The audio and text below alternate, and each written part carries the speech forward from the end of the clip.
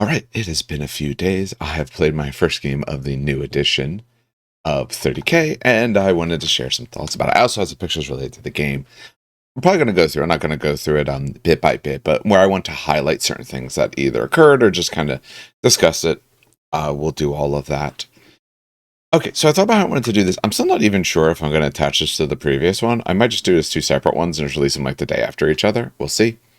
It kind of depends on exactly how long this takes, and if I feel that I just end up saying the same things I did before. My hope is, now that I've played, even if it's a similar thought, there's a little something more to it. So, a few bits about this. How do I want to tackle this? Let's go, you know, where, good then bad, or sort of things like that. I will say overall, just to start, I do think the new edition is fun. I had to say the game was enjoyable. A lot of it was us just my opponent. I want to say it was his second or third game of the edition. He just played one like the day before, as well. For me, like I said, it was my first one. I had went through the rules. I spent like a full day reading through them, and then part of the next day going back through them and all. And I believe I said it in the previous video because at this point it's been about 4 or so days since I recorded that. Yes, it is fun. The intuitiveness is gone. I would say to me. Does it feel like 30K? Yes. It feels like a classic style of Warhammer, especially when compared to 10th, or has that 30K sort of zazz to it. It definitely seems like that, especially when you look at the armies, the 10-man squads of this particular weapon and the vehicles, all that kind of stuff. Yes, it feels like the game. But the complication that I thought most about this, and because afterwards we discussed it, and with about 3 or 4 other people at the store who have armies and all that, we were sitting around discussing, and what we came up with was the idea of the issue is that the previous edition felt like 5th, 6th edition, sort of somewhere in there with tweaks. Hey, you like those sort of editions, but you kind of felt like you're just sitting back. Oh, we have reactions. Anything, a certain thing. Oh, here's the way that we score. Here's this, especially later on when they added more mission, rather than just, hey, did you bring enough troops and did I take out your troops? And if so, it kind of stops there. Exceptionally low scoring or end game scoring, which I think is always a problem. Progressive scoring along the way is a much better way to do every game. I don't know a game that honestly works better when you only score at the end. But it felt like those additions. So I, as someone who has played 40K, reasonably consistent, much less lately in the last several years, but consistency since about 5th edition, the second edition of Horus Heresy felt like a game I knew with tweaks that I enjoyed. It felt like they took some of the problems and corrected them. Not perfectly. It's a GW game that's never perfect, never close to perfect, honestly. But it felt like if we were willing to have a conversation related to the game, that we would then be assured having a good game. And that conversation, it's very common in Heresy, where we talk a little bit about what we're bringing, or hey, stuff, especially in second edition, was super destructive. So we're both bringing some pretty destructive stuff, and a bunch of things are going to go down. Okay, we're all good there, but I felt when I went into that rules, I went through and read it, and this makes sense. Okay, there's your small tweak. I'm feeling pretty good. This card edition feels rather different. It's not just the extra stats in terms of cool and willpower and all of that. I'm fine with that. Listen, I think it's a cool delineation. I don't think it needs it. I think they could get by with, as another player I know suggested, hey, give a leadership stat and then give modifiers instead. Certain types of units or certain things get plus or minuses. Oh, if you are this sort, instead of having willpower stat, because you should have good willpower, take your leadership and add or subtract to it, whatever that may be. But I'm fine with the extra stats. I think that's fine. I think the extra, it didn't come up much. The extra conditions, like stunned and routed and things like that. Now, part of that might have been we just didn't have the models that apply those rules to each other. 2, we might just not have used them correctly. I know after the fact there's a few things that just didn't do correctly. 1, I'll be honest, I completely forgot a character. I built them in my list, but I'm short a character. My previous list only ever had 2 characters, so I have 2 painted characters. currently. I have a bunch of others ready to go, but I've a bunch of other painting projects, and I wasn't playing this for a bit. Boom, didn't work with it. In my list, it was entirely painted correctly except for one Spartan. I decided to throw a part Spartan in this one. I do have to, now I'm going to paint up on my Death Guard colors. Originally, it was going to be a Dark Angel Spartan, but I don't think I'm keeping the Dark Angels just because I don't think I need the two armies. I know I discussed that in the first part, but for me personally, it's just too much to try to keep up with that, other things and other games that I play. So maybe pare it down and give this army a lot of options, especially with the way they list building. But I found the problem I was having is we did stop multiple times, go back, have to reference the book, look things up, kind of talk about it, because it was a lot less intuitive. Now, if you're a brand new player, maybe it's fine. But I would say, as someone who played past 40K, a little too different to have that immediate comfortability with it. And as someone who played a good amount of second edition, again, lacking that immediate comfortability with it. There's enough changes that cause drastic changes that most of them are probably are either for the better or a side grade. I don't really feel many of them are a downgrade, but it's still a complication. Like, for instance, we took a little time looking this up, and I believe we're correct on this, unless they ever FAQ'd it. But in Assault Phase, when they talk about assaulting, they talk about, who you're going to charge, declare target. Once the charging player has selected a unit with which to conduct the charge, this step begins. In this step, a target unit must be nominated by the charging player. Has to be an enemy unit, and once you do, move to step 2. It never mentions you have to charge who you shoot, which for old 40K, if anyone played it, that was the thing. Unless it was a transport that you blew up, then you could charge the unit inside. Yeah, third charge rule doesn't say that at all. So, and when you look at charge phase, who can't make charges all makes sense, who can't. But there's nothing in there that says that I have to declare the person I shot. So as far as I know, you don't have to. Which, I've overall have no problem with that. I think that's probably useful in general. However, wasn't used to that, and it took a little bit of time looking through that. One thing that came up, which spell was it? So I was playing my Death Guard. My opponent was playing his Thousand Suns. He took one of the Psychic Dreads with Thaumaturgy, which gives you Resurrection, a chance on a 4-up, through using the spell, essentially a chance on a 4-up to come back with full wounds. Was on a Contemptor Dreadnought. So by rules, because we went through this and we kind of looked, by rules, yes, he can use it, and yes, he comes back with full wounds. So if I want to take out that Dread, I either need to get him, it's essentially as a, actually he was doing it as a, Psychic Reaction. So, player may choose to target in the shooting phase, the start of any shooting attack made by an active player. So I shoot you, you can choose to do it, then you remove casualties, then you bring casualty back. So by rules, he can use it on himself, and he comes back full wounds. So I can kill a Contemptor from full. You pass a 4-up, you have to do the test and all, but pass a 4-up, and you're back 100%. And if I then don't try to hurt you again that round, if we wait till the following round, notice it is reactive, so in your combat, if you're in, there's not all the time.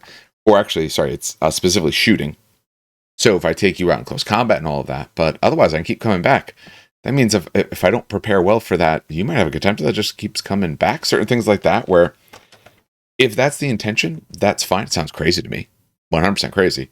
But so be it. But other spots, I felt I lacked the intuition of this particular edition so far. So, like I said though, overall, I do like the changes that they have. I don't think special rules up and down with some of those. So vehicles are stronger, for sure. There's no, perfect one-shot a Spartan tank anymore, because your AP isn't helping that. So I can't lucky last cannon shot across. I did bring a 10-man squad of last cannons because I'm playing Death Guard, and we get to move up to 4 inches and get to fire at full effect.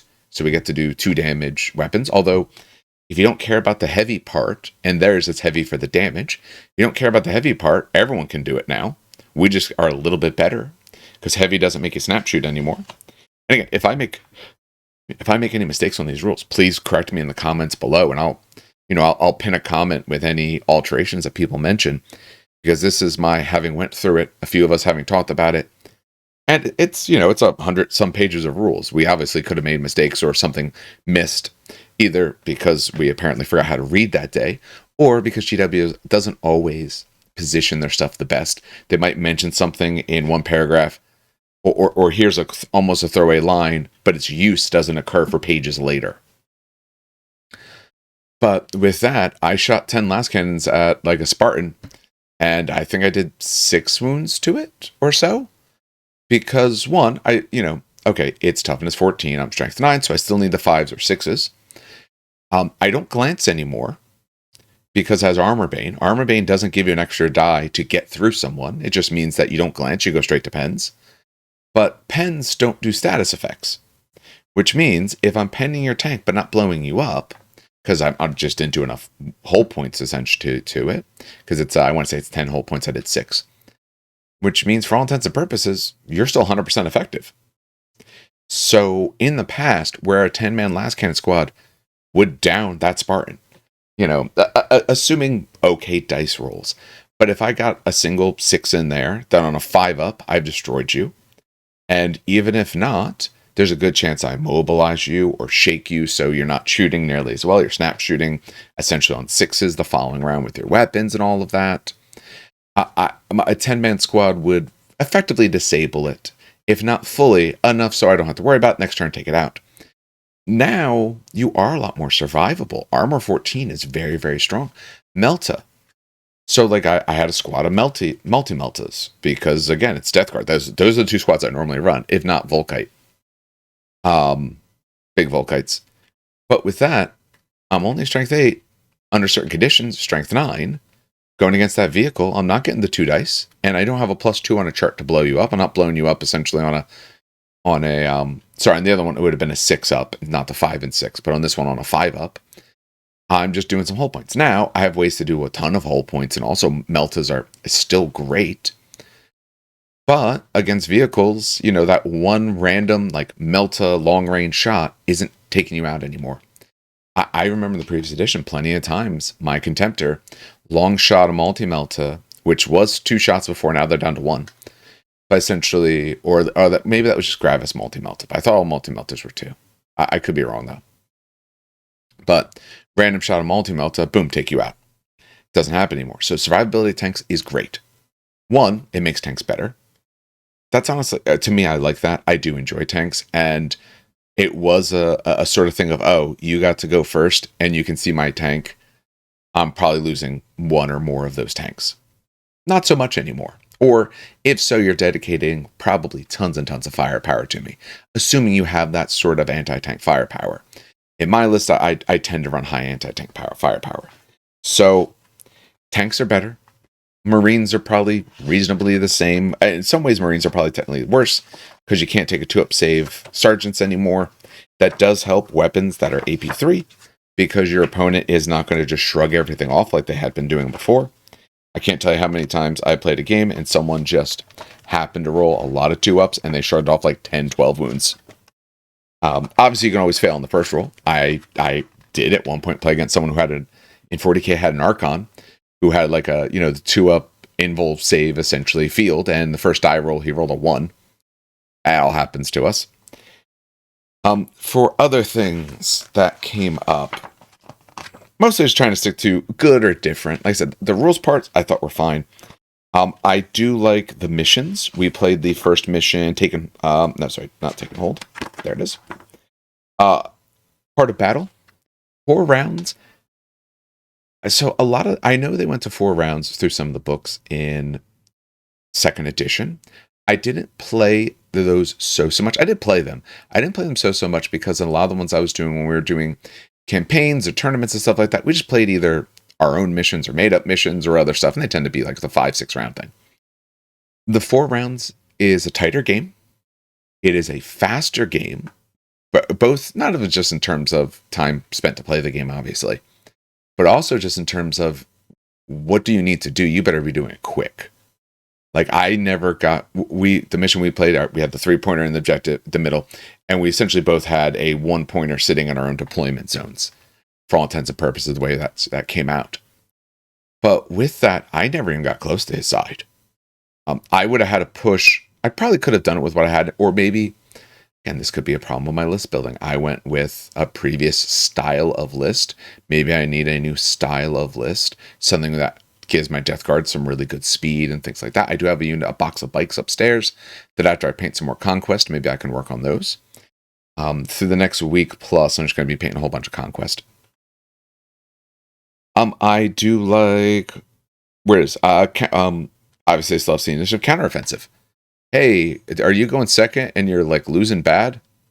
Hey, there's a way for you to win. Potentially. You'll double the points that you score off of objectives or Vanguard. And I will say, one thing I truly 100% approve of is the way that they do the scoring stuff now. So, Vanguard is a great feel. It means that I had Tartarus Terminator unit that had Vanguard 2 or 3, I forget which one. And I had a Grave Warden unit that is Vanguard 3. Grave Wardens don't want to just stand on an objective. They want to go and get you. They have actually very good shooting attacks. One less shot than previous edition. I think they're only 3 shots now instead of 4, but that's absolutely fine with a poison 3-up weapon. And everyone's armed with a Power Fist. Other than my sergeant, I put him with a Power Scythe. Mostly because I had a spare Power Scythe and I thought it looked cool. I don't necessarily know it's better, but who cares? But they want to go and hit something. They don't want to stand back and score points. They technically can't score now, but they have Vanguard 3, so they want to take you from the point. You're on that point. I cut you down off of it. Now I actually score a bunch of bonus from it. Your troops now having line 2, say your regular tactical Marines, or even your some of the other line types have like the other basic troop types have like line 1. Stuff like breachers, I think, are line 1. But giving me a reason that I want to take them. I took 20-man squads because that's what I always did, or just about 20-man. We played like 2,700 points, so I had to cut a few things. But taking like 20-man squads, and their job goes down on this objective. It is not the easiest thing to cut down 20 Space Marines when the rest of my list is coming at you and all. So I think they did great with the scoring. Secondaries are very, very nice. Having those secondaries available and having the secondaries be different amounts of points depending on the mission. Overall, what I noticed is when the mission can score more, it looks like to me at least, and maybe this is what I noticed, depending on how much the mission can score, changes how much the secondaries were for. So all of our secondaries were 3 points, and essentially there's a 3-pointer, a 1, and a 1 on the board. On some missions, it looks like, hey, when you can score more or less, these scale a little bit. Some of them, it was 4 points, other ones were 2, and so on. So having that flexibility really helps them with game design. It really makes a more interesting game design. And I will say now for the game, I made some bad choices, and I was down points, very, very close, down like a point or 2. But then I was like, oh, wait, my opponent reminded me, hey, what about secondaries? I was like, oh, yeah, I completely forgot about those. Oh, wait, I did several of them and ended up taking it by a couple points. So even though the game might have looked lopsided at some points, it kept it nice and close. Like I said, I like that sort of option of come from behind sort of space. So I would say overall, I think they do a good job with all that. Just kind of talking through or mentioning a few things related to the actual game itself. The other thing I'll say, my lens was probably a little bit dirty. Part of it kind of messed up on me, so I know it's not the cleanest. So I'm down here on the right. My opponent's up here on the left. He's just built his army, so his isn't painted yet, but he's working on it. Some stuff is primed, other stuff not so much. My Death Guard, like I said, other than the Spartan, is all painted up. So I deployed, we have the, essentially, sorry, there it is, 3-pointer. Way over here, he's got his 1-pointer. My 1-pointer's right in here, actually.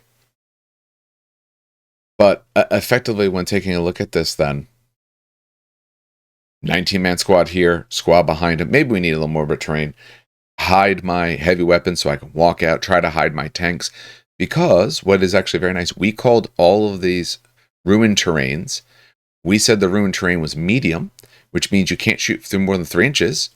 And hey, that's more than 3, so we can actually hide some stuff. Similar to the way they do 40K now, where essentially if you're not on it, you can't see through it. Not identical, but a nice way to say, I don't have to throw obscene amounts of terrain to be able to get the effect that my stuff has some hiding to it. I took a Scorpius, wasn't really a fan, but that's fine, because Scorpius were insane last edition. I wanted to test them out. They're no longer insane whatsoever. It was interesting to actually put my Grave Wardens in a vehicle. I don't take Spartans in this army, never did. This time I tried it out, because it's also what I could fit in. Here's his army. He had his Kratos. He had 2 10-man tack squads. There's a 10 unit of Sekhmet Terminators in that Spartan over there. He's got his Dread. He's got his gun platform and all. So we go through our game. I do mark it. I'm not going to go through bit by bit, but just highlight a few things that happened. Said he had his first turn. Try to mostly hide out. Nothing too interesting happens. On my turn, try to move up. Start taking some pot shots into it. Can't quite see it there, but obviously shoot up his Spartan a good bit and all of that. I do end up being able to take down his Dread. Fails the roll. He went to bring it back. He either didn't get it or he got it and I took it down again. Because I was like, that thing's a problem. I fired like everything at it. Pretty much everything at it. Also took down a bunch of his breachers. Because, hey, reactions are still super strong. He shot into me. Well, hey, I didn't move that far, so I got the count as stationary. So, or that was in the first round. It means I'm shooting 3 shots a pop. Yeah, that does a lot to you. So shooting-based reactions and all of that, reactions are still very strong. Didn't realize Praetors have the rule to get you the extra 1, so 3 actions a turn is pretty good. Obviously pops out. He goes up and I go up in points early. He comes back later and he just, rightly so, targets my 2 line units that can score me a lot, and over the course of the following 2 turns, just utterly decimates them. So the round wasn't pushed. So by the time we're in round 3, I know these guys are going to be gone. I get out. I'm not doing that well against his Sekhmet Terminators. He's rolling great and everything. So overall, I said the game was fun. It took me a while to get those. But what you'll notice is if you remember over here, not really space with these things to get through. Can't get through here. I'm effectively blocked in from that objective. So he's got 3 points every round going in. That's a 12-pointer sitting right there. Had he pushed early to the middle, he might have been insurmountable. It does kind of feel like going first, depending on how that goes, you might be up on points by quite a bit. And because he was originally, then I went up by quite a bit, and then he clawed back because he's got this Vanguard 3 unit just tearing through people. Close enough objective here, got it. The other squad moves in. Stupidly for me, what I do is to try and score this. I walk over, but when I walk over, he still gets it on his turn, and or essentially on my turn. He's keeping me from having it. Then on his turn, he gets an extra Vanguard onto it, so he gets even more points. I do make up for it, but I will say I made some big mistakes because I just wasn't used to the game right now. But overall, it ends with his Spartan over here is gone. This Kratos is gone. The squad here, all of them are gone, except there was a soul guy left from, I think it was one of his tack squads. We realized, oh, I got Slay the Warlord. He didn't. It's my Warlord here. Which means that got me to like up, I think like a tie. And then we counted up for units left. If I kill one thing and I was bottom of turn, then I have more units than he does. Well, he's got a single guy here, so I just threw 6 Grave Wardens at it, took him out. Or if not, my Spartan's still active, can shoot down the guy in the back, or shoot down his Rhino or something. I wasn't going to bother with the Sekhmet. That wasn't going to happen. Not with the way he was rolling on him, at least. But I will say, overall, it was a fun game. I enjoyed myself. I thought it feels like 30K. Feels like a good game. I do want to play more of it. I'm hoping maybe this weekend get another game in. I'm not sure. I might do. My weekend now is more open than before, so maybe I'll play this and play some Conquest. There's still one thing that I really don't like, though. And I mentioned this before, and having played it, really not a fan of it. I'm not a fan of the list building. I do not think it's better. I really don't. I get what they were going for. I get it in terms of, excuse me, I get it in terms of what GW says, and I also get it in terms of maybe behind, not necessarily behind the scenes, but the ulterior motive thing. Their idea is, hey, whatever you got in your collection, let's try and find you a way to do that.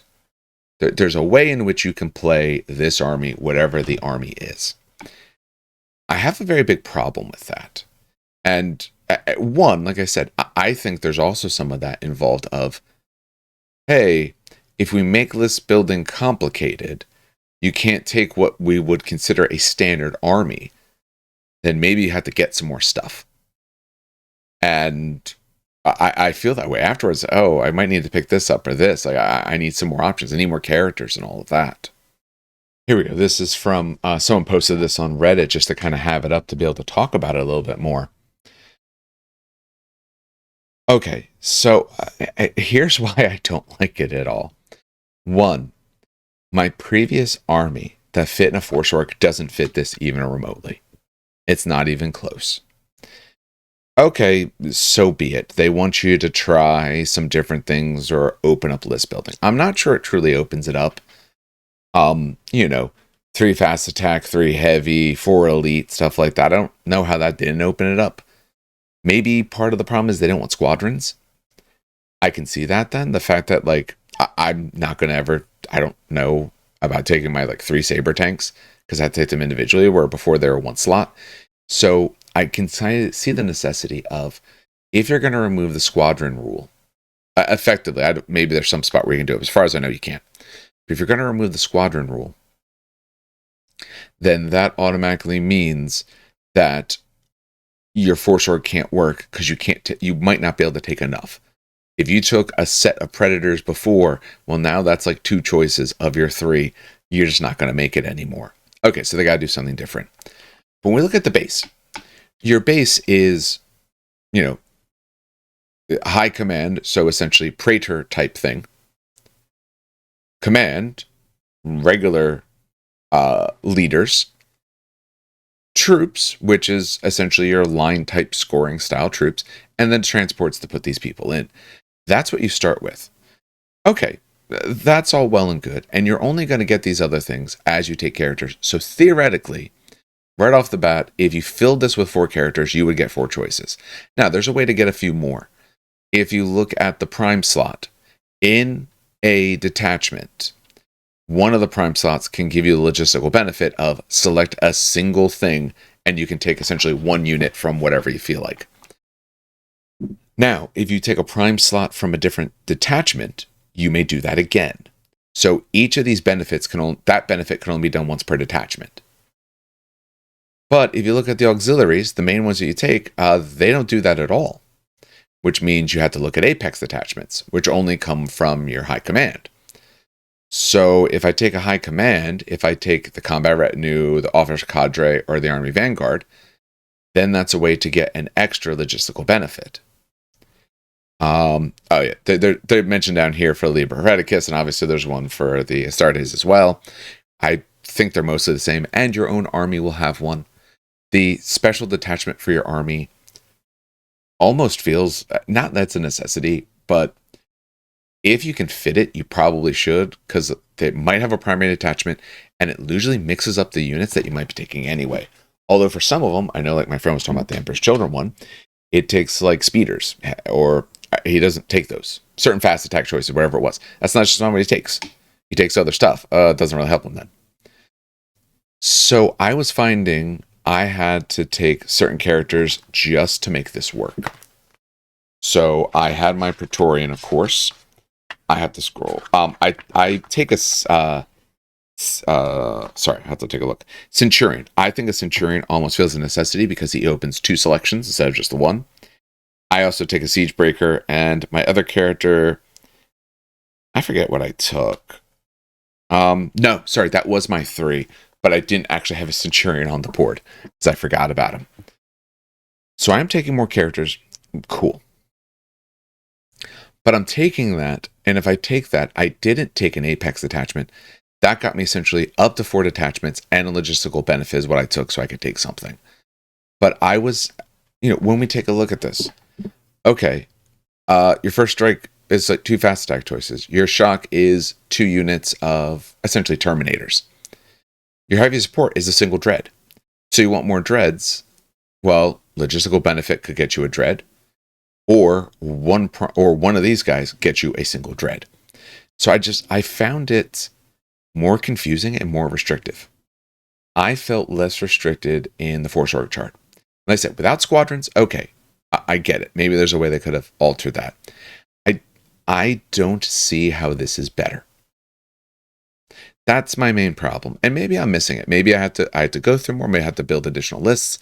Maybe I just had to, throw the baby out with the bathwater kind of idea and just put together what I feel like and kind of see from there.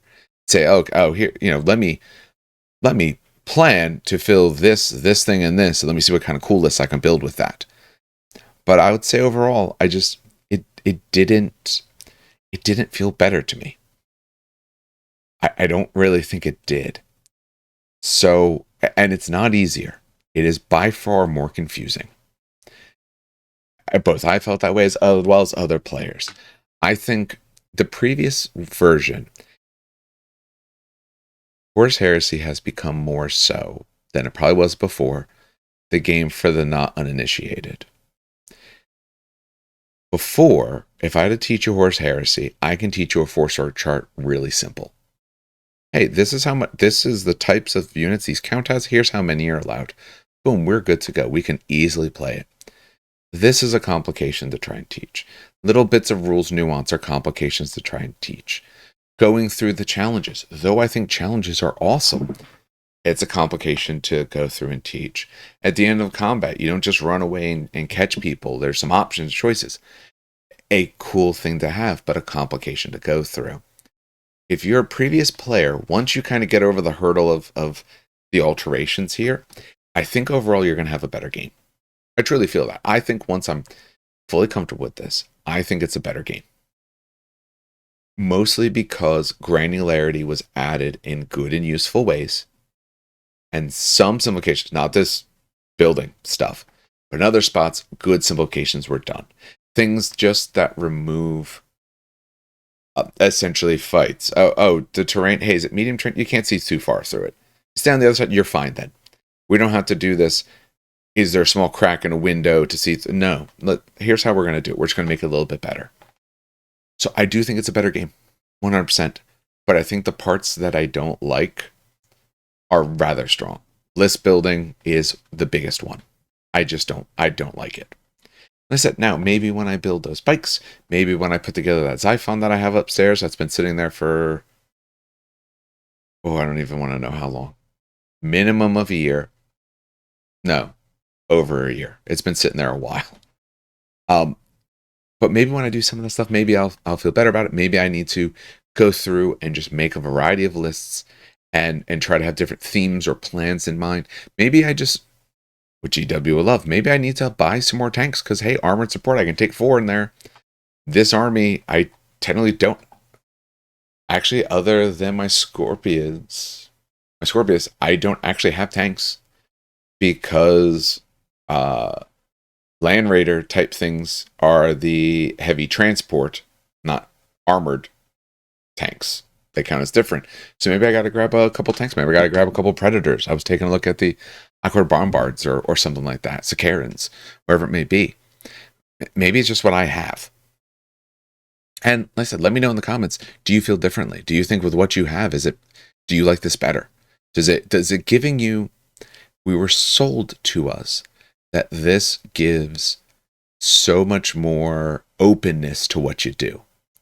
And I don't think it does. I think it restricts you much more than it opens things up for you. Let me know in the comments below. Do you agree or disagree with that? When you're building it, are you feeling a lot more free than the old Force Org chart? Or maybe if you're a new player, I said Force Org chart was essentially, it limited the number of selections of different types. Or do you feel that, no, oh no, I can make all kinds of good choices here? Oh no, yeah, it is a little bit weird because I'm feeling I'm taking this, that, the other thing where maybe I didn't before. I mean, if their intention was to try and push certain things, hey, maybe you should be taking some more troops because they score extra. Maybe you should be also looking at things that do Vanguard because I want both. I want to be able to grab my objectives and I want to get something more when I take yours, or at least be able to counteract when you take mine from me, because that's probably going to happen. So that's my thoughts currently. I did not go everything. I personally I didn't take any psychers. I usually don't with my death guard, but also I just didn't bother with it this particular time. Next time I want to do that. I do want to mix up some other things. I might proxy with some of my, if I don't have it painted as death guard, maybe proxy with some of my dark angels or play my dark angels force. I'm not sure, with some other options just to see what kind of things do I see there. All right, so that'll do it for this. Actually, with the amount of time, I'm going to do this as separate, so you'll see this as a separate one. You'll have to see it probably the day after, but it's at the end, so you've already watched it. I do want to do some more 30K stuff. Hopefully, maybe with the other guys as well. I got to reach out to them and talk to them for various reasons. Just haven't had a chance to talk to them too much lately. But I want to reach out, talk to them, see if they want to do it as well. If you like Conquest, I do plenty of Conquest content. Just did Battle Report the other day. Got some other ones. Got another one coming up this week, and some other things as well. And there'll be some board game coverage because, one, I do like board games. I do want to cover more board games, especially over the winter as I have more time. And PAX Unplugged, as of time of recording, is in like 10 days. I know they're doing a Conquest tournament there as well. I don't know if they're doing any Heresy stuff, but if you happen to be there, I'll be there with a Terrain Kickers t-shirt on. At least on the Friday, if I have two, I'm not sure. But if I have two shirts, then you'll see it on 2 different days.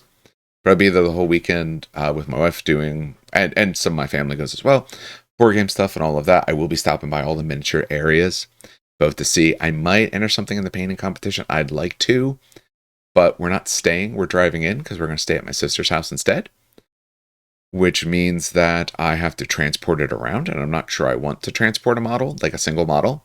Be different. Last year, we were actually stayed at the Marriott, the one attached, so no coach, walk right over. Now having to like park and carry it from the car and stuff like that, I don't know, but I'm going to sort it out. And if so, I have like about a week by the time I'll get a chance to work on it to make sure what I want is painted up to a good standard. Not that I think I won't, but it might just be fun to give it a shot. So if you happen to be there, anything like that, say looking around, might be able to see me. All right, other than that, I think that's enough for this particular one. So on behalf of everyone at the show then, has a good hobby. It's a great gaming.